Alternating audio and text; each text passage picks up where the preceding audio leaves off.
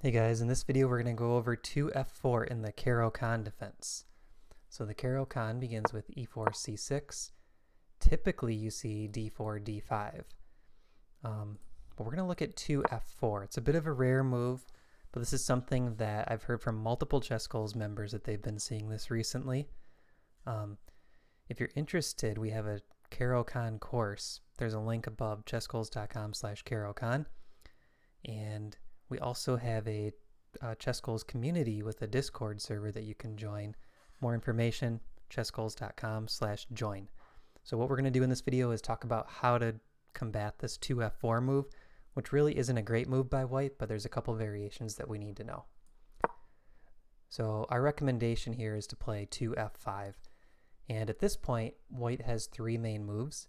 They can play knight to c3, pawn to e5, or pawn to d3. Those are really the three main moves you're going to see. And when I first heard of this idea, 2f4, I thought this is probably just bad for white. But actually the d3 line on move 3 is pretty close to equal. So I don't think white's giving up too much by playing this if they play d3. So first let's look at e5. This is sort of like an advanced Caro-Kann if you picture this pawn back on f2 and this pawn up on d4. And in the advanced variation, we recommend a quick c5, and that's what I recommend here as well. And the reason c5 is a good move here is because white actually wants the pawn on d4 in this line.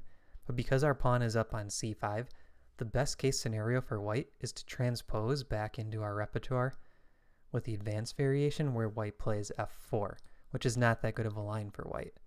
So really we're in great shape here already by playing c5. And if white goes knight f3, we go knight c6.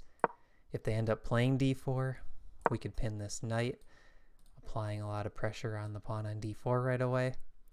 And if d takes c, we can play e6, threatening to recapture. So these are very comfortable positions for us.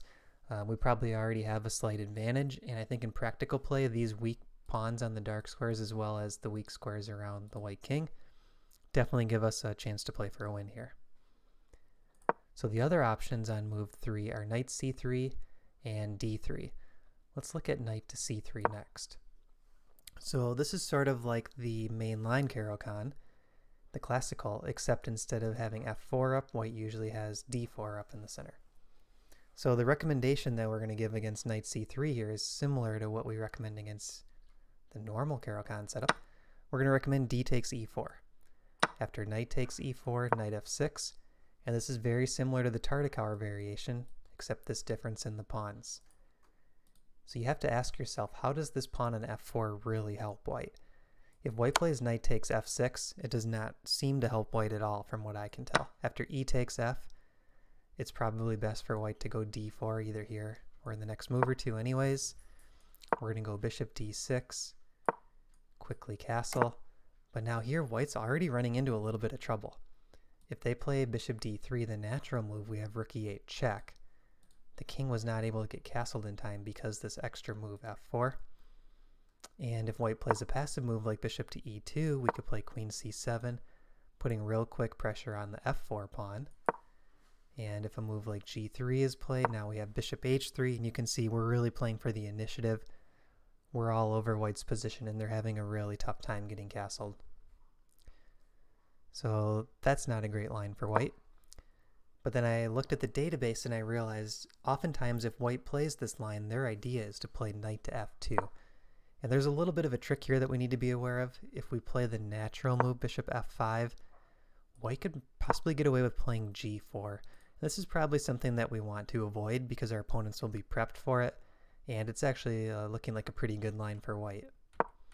So what we're going to recommend after knight f2 is move 5, g6, playing for a fianchetto. And the plan here is pretty straightforward. We're going to go bishop g7, castle, and if this white pawn's up on d4, or even if it's not, we're going to play c5, striking at the center with our bishop on the long diagonal. So play could continue like this. Bishop g7, knight f3, castle. White gets the bishop out, now c5 right away. And if white takes, we have this nice in-between move, queen a5 check, regaining the pawn next. And in this position, I think black already has a comfortable advantage because this f4 pawn doesn't seem to help white, and the knight on f2 doesn't really seem well placed. You know, if they could switch their pieces around, I think white would actually put this pawn back on f2 and put that knight maybe over on c3. So this is our recommendation, playing for this quick kingside fianchetto and then striking with c5. So now we have one more line to look at, and I think this is the strongest line for white, 3d3. The reason this line is so good for white is because they're going to be booked up for it, and according to Stockfish, it's already very close to equal. So if we're not ready for this line, I think white could possibly play for an advantage against us. Our recommendation here is going to be d takes e4. It's the most popular move and it's the strongest move. After white takes back with d takes e4, we really don't have anything better here than going for the queen trade, which is either equal or a very slight advantage for black with best play. King takes d1. Now we can play knight f6 with tempi on the pawn. And the move that I really want to play here, and you can get away with this depending on what your opponent plays, is pawn to e5. This is a thematic break. If we get pawn to e5 in safely, what this does is it cements this pawn on e4, and it also helps target the dark squares around white's position. So if f takes e, we're going to play like knight g4, bring this knight to d7, take back with the knight. There's going to be an isolated pawn here, and these dark squares in the white position are going to be a bit exposed. So e5 is the break we're looking for, but we're going to start with knight f6 because we don't want white to take guarding the f6 square. So here, let's say white plays a move like bishop to d3. Now we're going e5. After f takes e, knight g4, we're threatening a fork and the pawn on e5. So white will play a move like king e2. We recapture, and again here we have a slight advantage. So we're showing a couple of lines that maybe aren't optimal for white, just to kind of get an idea of how you can play against different variations your opponent might throw at you. Now let's see the very best line for white. So after knight f6, e5 is the strongest move. And here we can play knight to d5. And after looking at this position a while, I wanted to find one solid plan that we can remember so that if we do face this line, you know to go for this. The line I'm going to recommend involves playing f6, taking on e5 once, and then putting this bishop on g7. And the idea is we're going to apply a lot of pressure to this pawn on e5. Try to take advantage of the fact that this pawn is so far advanced. And we could also bring the knight to d7 to attack it. So that's the long-term plan. f6, trade, g6, and then attack this pawn with the minor pieces. So knight f3 seems like a logical reply. f6. White will probably kick this knight, it's just so tempting. Knight will go back. Bishop e3, knight d7, and you can see here we're starting to follow this plan. Now here, if white plays e takes f6, we can take back with the e pawn. It's pretty close to equality. I don't think either side can claim an advantage there, but it's still an interesting position because white has two advanced pawns that could maybe become targets.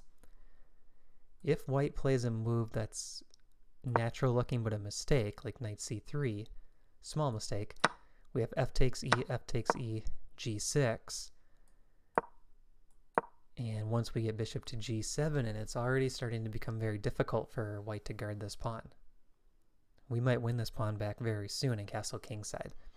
And at that point, I think we're starting to play for the win. Okay, so this is 2f4 in the Caro-Kann.